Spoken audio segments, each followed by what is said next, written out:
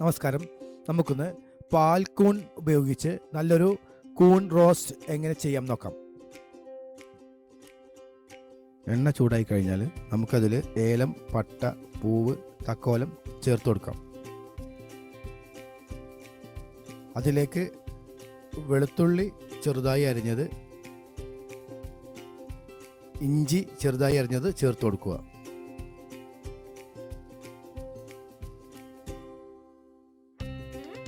ഒരു തണ്ട് കറിവേപ്പില. അടുത്തത് ചെറിയുള്ളി, വലിയുള്ളി. ചെറിയുള്ളി രണ്ടായി പിളർത്തിയതാണ്.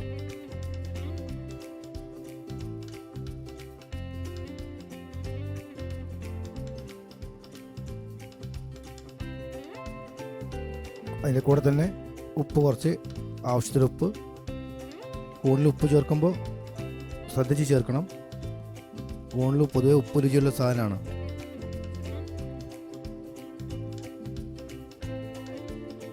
ചെറിയുള്ളി, വെല്ലുള്ളി ചെറുതായി വാടി വന്നിട്ടുണ്ട്.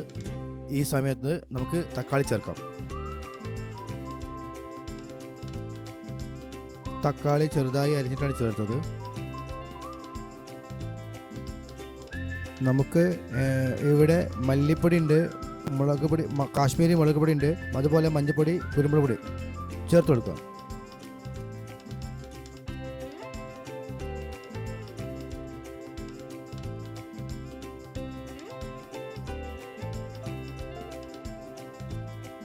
പാൽക്കൂന് അരിയുമ്പോൾ കണ്ടോ, ഇതുപോലെ നീളത്തിൽ അരിയുന്നതാണ് ഏറ്റവും നല്ലത്.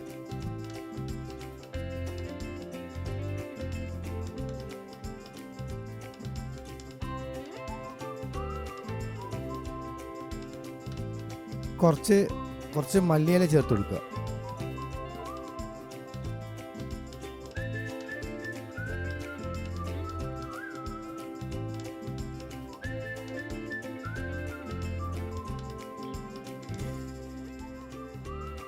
അങ്ങനെ നമ്മുടെ പാൽക്കൂണ്ട് നല്ല റോസ്റ്റ് റെഡി ആയിട്ടുണ്ട്.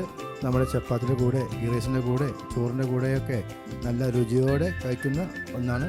നമുക്കൊന്ന് രുചി നോക്കാമല്ലേ? ഇതാവിടെ നല്ല അടിപൊളി റോസ്റ്റ് നമ്മൾ രുചിച്ച് നോക്കാൻ പോണ്. അടിപൊളി. പാൽക്കൂണ്ട് പൊതുവെ പറഞ്ഞ് കേൾക്കാറ് നല്ല ചമർപ്പുണ്ട്, അങ്ങനെയൊക്കെയാണ്. പക്ഷേ ചമർപ്പൊന്നും ഇല്ലാത്ത അടിപൊളി കൂണാണ്. നമ്മൾ പ്രത്യേക രീതിയിൽ കൃഷി ചെയ്തുണ്ടാക്കുന്നതാണ്. അതുകൊണ്ട് അതിൽ പാൽക്കൂണ് ഒന്ന് റോസ്റ്റ് ഉണ്ടാക്കി ഉപയോഗിച്ച് നോക്കുക. ഓക്കെ, കൂണ് ഉപയോഗിച്ച് പലതരം രുചിക്കൂട്ടുകളുമായി വീണ്ടും കാണാം. നമസ്കാരം.